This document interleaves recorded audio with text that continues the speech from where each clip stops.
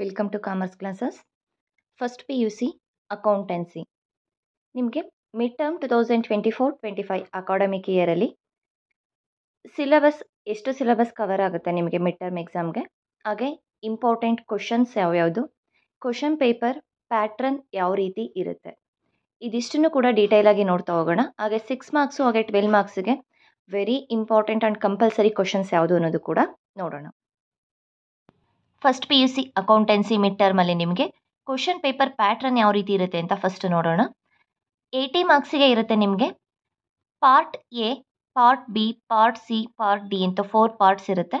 ಅದರಲ್ಲಿ first part ಎಲಿ ನಿಮಗೆ 5 MCQ ಕ್ವಶನ್ಸ್ ಇರುತ್ತೆ, 5 ಮಾರ್ಕ್ಸ್.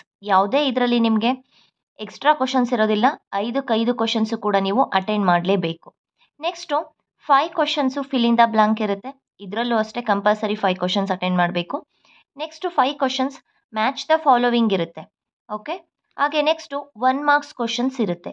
ಈ 1 ಮಾರ್ಕ್ ಕ್ವಶನ್ನಲ್ಲಿ ಇದರಲ್ಲೂ ಅಷ್ಟೇ ಈ 4ಕ್ಕೂ ಯಾವುದು ಎಕ್ಸ್ಟ್ರಾ ಕ್ವಶನ್ಸ್ ಇರೋದಿಲ್ಲ. ಎಷ್ಟು ಕ್ವಶನ್ಸ್ 5 ಕ್ವಶನ್ ಕೊಟ್ಟಿರ್ತಾರೆ ಎಲ್ಲದನ್ನು ಕೂಡ ನಾವು ಅಟೆಂಡ್ ಮಾಡಬೇಕು. ಟೋಟಲ್ 20 ಮಾರ್ಕ್ಸಿಗಿರುತ್ತೆ part A. Part B 2 marks questions ಇರುತ್ತೆ, 5 ಕ್ವಶನ್ಸನ್ನು ಕೊಟ್ಟಿರ್ತಾರೆ. ಅದರಲ್ಲಿ ನಾವು ಎನಿ 3 ಕ್ವಶನ್ಸನ್ನು ಅಟೆಂಡ್ ಮಾಡಬೇಕು. 5 ಕ್ವಶನ್ಸಲ್ಲಿ ಯಾವುದಾದ್ರೂ 3 ಕ್ವಶನ್ಸನ್ನು ಅಟೆಂಡ್ ಮಾಡಬೇಕು. ಒಂದು ಕ್ವಶನಿಗೆ 2 ಮಾರ್ಕ್ಸು, ಇದರಲ್ಲಿ 6 ಮಾರ್ಕ್ಸ್ ಇರುತ್ತೆ.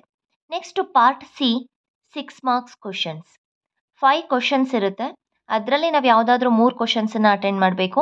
ಒಂದು ಕ್ವಶನಿಗೆ 6 ಮಾರ್ಕ್ಸು, ಪಾರ್ಟ್ ಸಿಲಿ 18 ಮಾರ್ಕ್ಸಿಗೆ ಇರುತ್ತೆ. Next part D 12 marks questions, total 36 ಮಾರ್ಕ್ಸಿಗಿರುತ್ತೆ ಪಾರ್ಟ್ ಡಿ ಸೆಕ್ಷನಲ್ಲಿ. 5 ಕ್ವಶನ್ಸ್ ಕೊಟ್ಟಿರ್ತಾರೆ, ಯಾವುದಾದ್ರೂ 3 ಕ್ವಶನ್ಸನ್ನು ನಾವು ಅಟೆಂಡ್ ಮಾಡಬೇಕು. ಟೋಟಲ್ ನಿಮಗೆ 8 ಮಾರ್ಕ್ಸ್ 80 ಮಾರ್ಕ್ಸಿಗೆ ಇರುತ್ತೆ. ಪಾರ್ಟ್ ಎಲಿ 20 ಮಾರ್ಕ್ಸ್, ಬಿಲಿ 6 ಮಾರ್ಕ್ಸ್, ಸಿಲಿ 18 ಮಾರ್ಕ್ಸ್, ಡಿಲಿ 36 ಮಾರ್ಕ್ಸ್. ಟೋಟಲ್ 80 ಅಂಕಗಳಿಗೆ ನಿಮಗೆ ಈ ಮಿಡ್ ಟರ್ಮ್ ಎಕ್ಸಾಮ್ ಇರುತ್ತೆ. ನೀವು ಪ್ರೀವಿಯಸ್ ಇಯರ್ ಕ್ವಶನ್ ಪೇಪರ್ ಕೂಡ ನೋಡ್ಬೋದು, ಆಗ ನಿಮಗೆ ಒಂದು ಐಡಿಯಾ ಸಿಗುತ್ತೆ.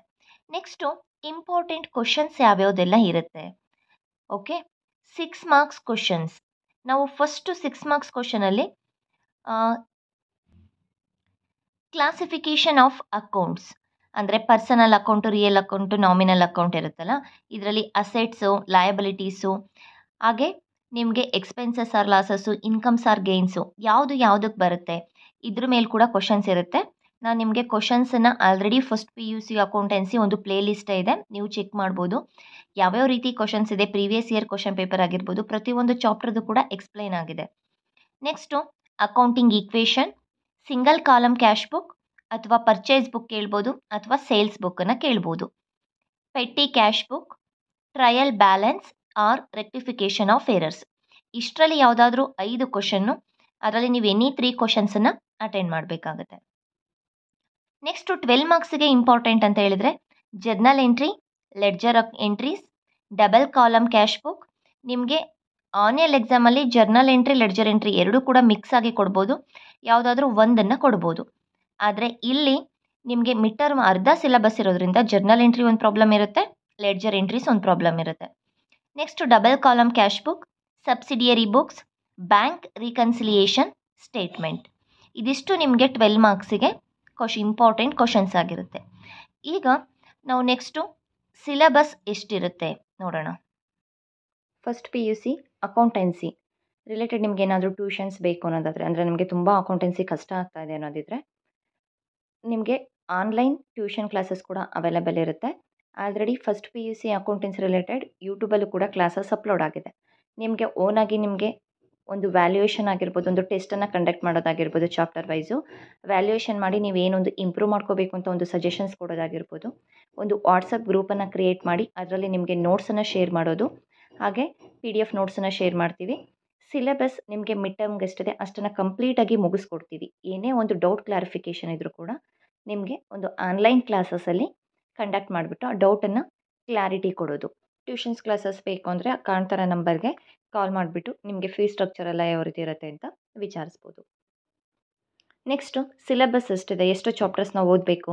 Introduction to accounting, theory base of accounting, recording transaction 1, recording transaction 2, ಇದರಲ್ಲಿ single column cash book, double column cash book ಎರಡೂ ಕೂಡ ಇರುತ್ತೆ. ಮಿಡ್ ಟರ್ಮ್ಗೆ ಫಸ್ಟ್ ಟೆಸ್ಟಲ್ಲಿ ಇದ್ದಿದ್ದು 4 ಚಾಪ್ಟರ್ಸ್.